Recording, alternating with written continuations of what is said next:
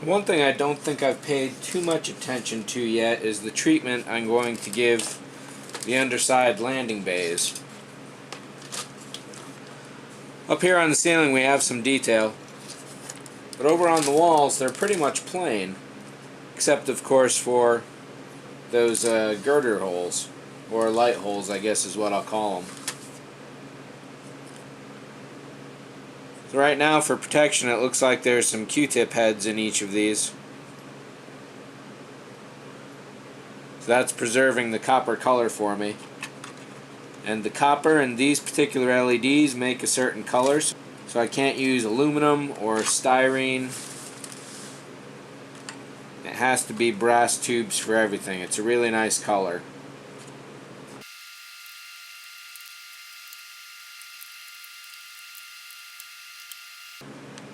So oddly enough, there's a couple little tabs here.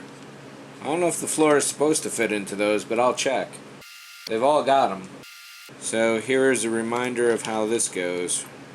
And of course, once this is all set, I'll seat these a little better so they really stick there. And of course, the Q-tips are in there right now, I think. Yeah, so we got little Q-tip heads. But this is rather plain, so I might get some like strip styrene or cut a few pieces. Get a little rod, run that down there, just do something to give it some life. Because even the door that goes there is pretty detailed. I don't have the piece at hand. Just to give it a little more character. And of course over on the freezer wall, I think it's this one here, I'm going to have to cut into a notch somewhere. Yeah, it should be right here. Going to have to cut a notch. So that will actually cut into this wall when that goes in. And that shouldn't be a difficulty. These light tubes should be well out of the way. But I kind of went haphazard with the drilling. I got the cuts pretty close, so I'm happy with them. And all I'm really doing here, the fit is just really great. I'll find out what the diameter is when I go to the store, and I'll be sure to mention it when I do the next one of these. If you find there's any little brass trimmings, I've found that just running a scissors real quickly, just as I burnished the outside corners, the scissors will just get rid of any loose anything that's there, basically. This end is a little flatter. I definitely want to take care to set these perpendicular, because I do want the light shooting out, and if it's angled off like this, the light's going to shoot off that way, guaranteed. So they got to be in formation. That's a really tight fit there. I like it. It's a delicate balance. Alright, so these are all looking pretty straight. This is all there is to that. Glue will seep down. I'm certainly using far more than I need to right now. But the glue will osmosisize itself straight into the crevice there. It won't go through to the far side. And that is that. What I'll probably do is throw down a little baking powder too. I don't know if I did that in these. No, it doesn't look like it, surprisingly enough. Well, we'll see how this goes. So that's the only one of these I can do for now. 3 more to do. You've seen one. I will mention the diameter. Oh, let's take a look here. This looks like 5/16, or about 7 millimeters. So have a look for that if you're going to do this trick. The light effect it gives is really, really great. Now, you know, I don't know. I almost wouldn't mind painting this into place right now.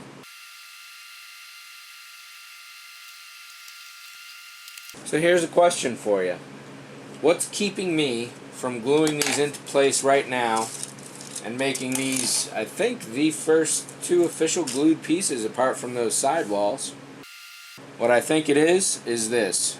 I'm pretty sure the door has to go in first before the walls, and I would much rather have it be otherwise. You know what? It can be done. So you know what? I am gonna glue me some parts. Yeah. If I can get this loose again. Nice. That was a much tighter fit one of the last times I did that. You know, we didn't take a look at the bottom of the hull on the last look. These could be actual scratches there. I put a scratch here. I was thinking I would cut this out for some reason. But after I started cutting, I realized what's above it. So that project stopped. I really forget why I wanted to do that. I'm sure it'll come back to me.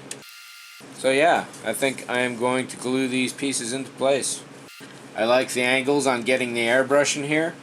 Having them in situ, I'll be able to start putting pieces in whenever I want to. I think some tubes, a few choice cuts of styrene, it'll be good.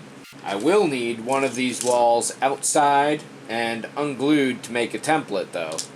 But other than that, here we go. Let's get these out of the way. I should have just a few short seconds to get these into place. As long as they keep moving, we're alright. But once things start to freeze into place, that's going to be it. And I'm really hoping I have some Q-tips so I don't have to go and get any. Looks like I gotta go get some Q-tips. Let's clean this out. The glue should still be wet. I'm not too worried about that. We'll take a look at it first though. That's a good amount of dust there. Yeah, so I definitely want this area to be good and clean. And we'll just re-wet this a little bit in a couple spots. Basically, I'm going to soak the area anyway. Get this on this notch. And that is it. Oh, I remember what it is. The landing gear legs. Let's go and see how that fits.